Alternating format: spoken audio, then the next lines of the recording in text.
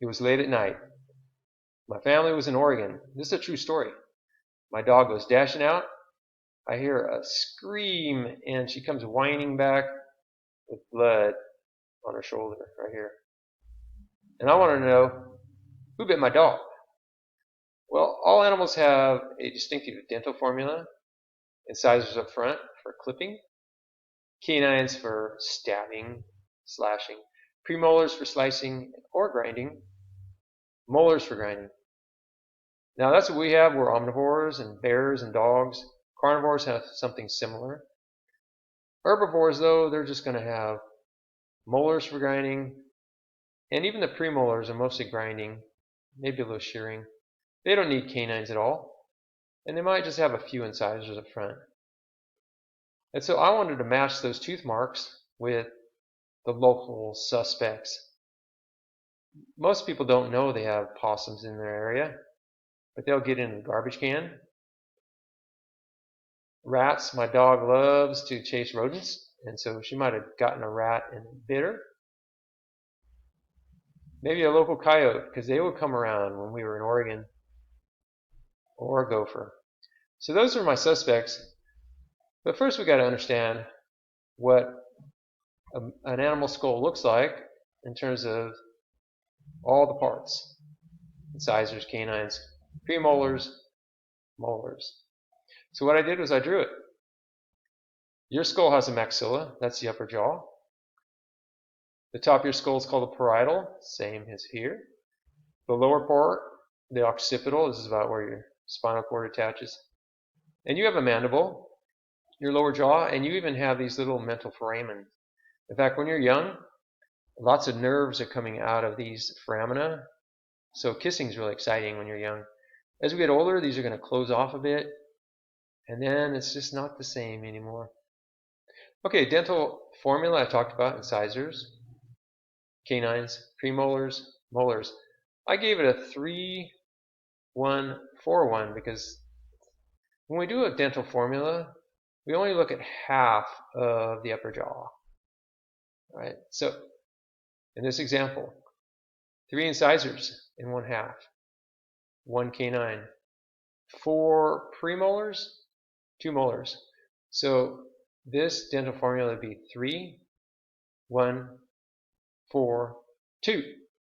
And so that if you're wondering where the heck I got those numbers, right here, 3-1-4-1 in this particular one, only had 1 molar on the side.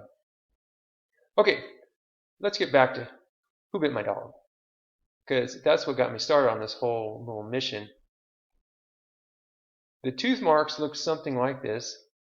Okay, of course her fur was matted and I couldn't see every tooth mark, but to me it looked something like this. In the upper half, I would say there was 5 incisors, 1 canine, 3 premolars, and 4 molars. So this is the suspect that bit my dog. 5, 1, 3, 4. There it is.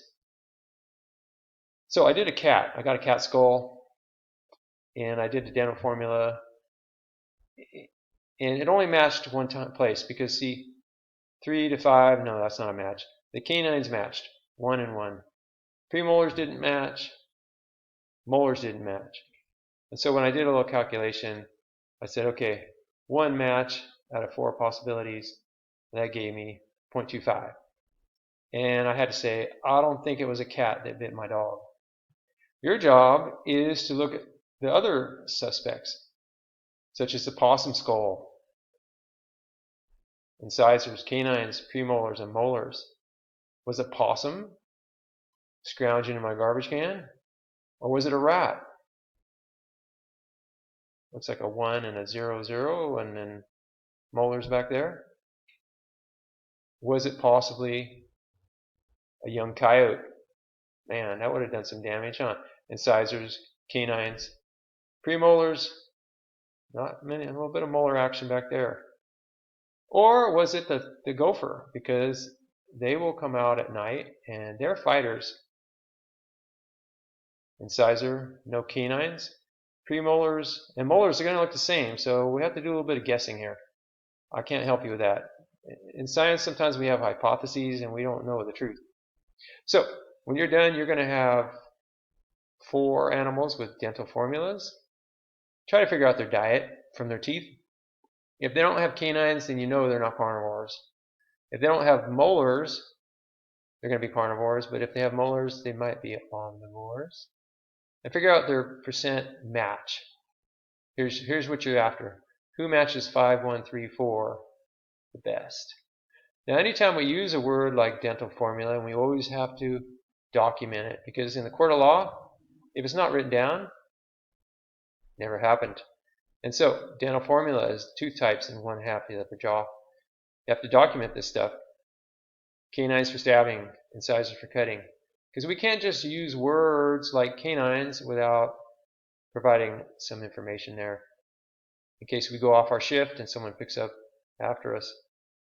In the end, you have a narrative. Now, you're going to have data here, so you don't have to repeat everything that's here. You just have to get to the point. There's the suspect. Who bit my dog? Or at least who is the most likely suspect? Now, most of us like a happy ending. My dog recovered, and she's happy and with us today. Good luck on your lab reports.